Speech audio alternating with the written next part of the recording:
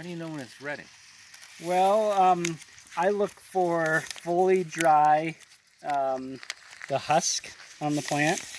So that'll tell you that it's a time when you could harvest it. I would say I would leave this on the plant a little longer if I didn't have so much to do.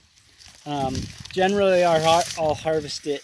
I'll start harvesting when it is possible to harvest, because there's just too much to do on a farm. So if you wait till it's all perfect, then it's going to take you a long time to get it all, and then you're going to be behind rather than a little bit ahead. Now, if you were going to have if you had to harvest them a little bit early, I would leave as much of the stock on the plant as possible. There's still moisture and nutrients that are running to the seeds. The seeds are sucking up moisture and nutrients still as they develop. And how long does that have to dry off before the kernels are ready to come off the cob? Probably a few weeks. You can take your fingernail and just press it into the kernel, and if it resists pretty well, then it can probably come off. As long as it doesn't feel like it's malleable at all. It should feel like little rocks really when the seed's viable and ready to come off the cob. But you can, traditionally they'll even just stack the cobs once they're fairly dry. So you'd hang them first or stack them and have a fan blowing so you have good circulation. You never want to stack them all in a pile when they can even dry to the touch. There's still a lot of moisture leaving them. They can mold if you have them too tightly.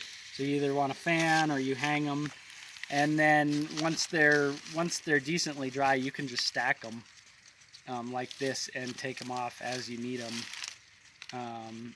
Or you can take them all off and then store them that way. But So you don't need to do any more work than you have to. yeah, oftentimes you have more time in the winter to sit around the fire and take some off. Especially if you're doing it for food, you can take off, maybe 2 ears is enough for a batch of tortillas, maybe 2 or 3 ears.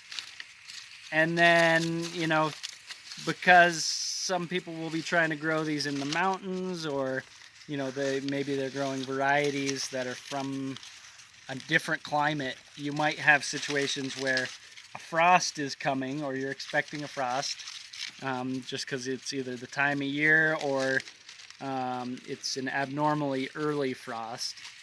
And so one thing you could do is pull up the entire plant with as much of the plant as possible, as is feasible for you.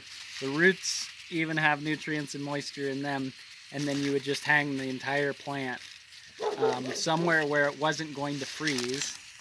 And you can do that with peppers and tomatoes, and really most any plant.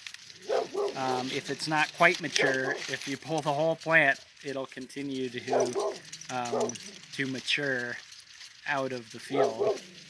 So that's some things to think about. So whenever you do the plant thing, what's the gut feeling of how much time it has before it's ready that you could pull it out of the ground and then hang it? Well, with the corn, you should see quite a lot of color. If you open an ear way too early, pretty much they'll all be white. Okay. And so you would know, okay, maybe I'll just eat that. Not even, because if you try to do something that's impossible, you're just wasting time. So it's not really a great idea to try to do impossible things unless you don't know it's impossible. So if you're and then you should give it a try, because you might succeed. Oftentimes.